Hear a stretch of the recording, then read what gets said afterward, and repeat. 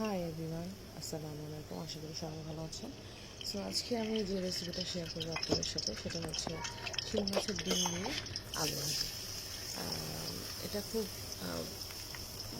মজার একটা রেসিপি, আপনারা ট্রাই করে দেখবেন। সবার বাসায় এটা কম বেশি করে থাকে। আমি প্রথমে তেল দিয়ে দিলাম, আলু দিয়ে দিলাম, আর শিং মাছের ডিমগুলোকে একটু হাত দিয়ে চটকিয়ে দিচ্ছি যাতে এটা ভালো মতো ব্লেন্ড হয়ে যায় আলুর সাথে। না হলে ডিমগুলো একদম চাকা চাকা হয়ে থাকলে তেমন একটা টেস্ট আসবে না।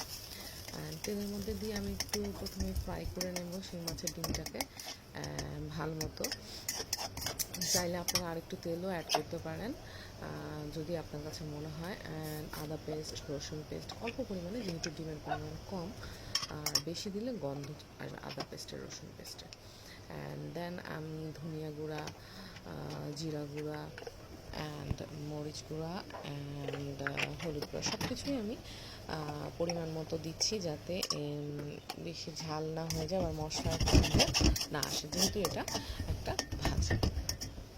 তো দেখছি এভাবেই আমি মশলা কষিয়ে নিব যাতে মশলাগুলো আলাদা গন্ধ না থাকে। অ্যান্ড অবশ্যই ম্যাজিক মশলা গুঁড়ো দিই। সো হয়ে গেল আমার কষানো। দেন আমি আলু অ্যাড করে দিব। আলুগুলোকে দিয়ে আমি লবণ অ্যাড করে দিব, ভালো মতো নাড়াচাড়া দিয়ে ঢাকনা দিয়ে ঢেকে দেবো কিছু সময়ের জন্য যাতে এটা ভালো মতো হয়ে যায়। যতক্ষণ পর্যন্ত ভাজা ভাজা না হয়ে যাবে, বলতে গেলে একদম আলুটা খুব বেশি ভাজবো, তাহলে ভাজিটা অনেক বেশি টেস্টি হয়। সো আপনারাও ট্রাই করবেন আলুটা ভালো মতো ভাজা ভাজা না হওয়া পর্যন্ত না নামানোর। সো দেখতে পাচ্ছেন আমি ভালো মতো মিশিয়ে নিলাম, চারিদিকে ছড়িয়ে দেওয়ার চেষ্টা করতেছি যাতে মশলাটা আলুর মধ্যে চলে যায়।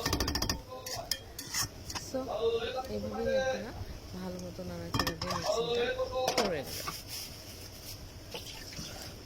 অ্যান্ড দেন যখন মনে হবে যে না মিক্সিংটা হয়ে গেছে, এই ভাজিটা দিয়ে অনেক মজা করে ভাত খাওয়া যায় আর তরকারির প্রয়োজন হয় না। আমিও এটা দিয়ে অনেকখানি ভাত খেয়ে ফেলি। ঢাকনা দিয়ে ঢেকে দেবো। অ্যান্ড দেন দেখতে পাচ্ছেন নিচ দিয়ে একটু পোড়া পোড়া লেগে গেছে, বাট এখনও হয়নি, আরও একটু ভাজা ভাজা করে নিতে হবে। ভাজা ভাজা করতে হলে একটু পোড়া পোড়া লাগবেই, সো টেনশনের কিছু নাই। অ্যান্ড আলুটা দেখবেন যে হয়েছে কিনা, আর একটু ছড়িয়ে দিব যাতে পুরোটা সাইড ভাজা ভাজা হয়ে যায়। অ্যান্ড দেন হয়ে গেল আমার। দেখতেই পারতেছেন লুকসটা। আপনি চাইলে আরেকটু তেল দিয়ে আরও ভাজতে পারেন, বাট আমি এই পর্যায়েই নামিয়ে ফেলছি বিকজ আমরা এভাবেই খাই। দেখতে পারতেছেন কি সুন্দর একটা লুকস আসছে। সো আপনারা ট্রাই করবেন এই ভাজিটা, এটা অনেক টেস্টি ছিল।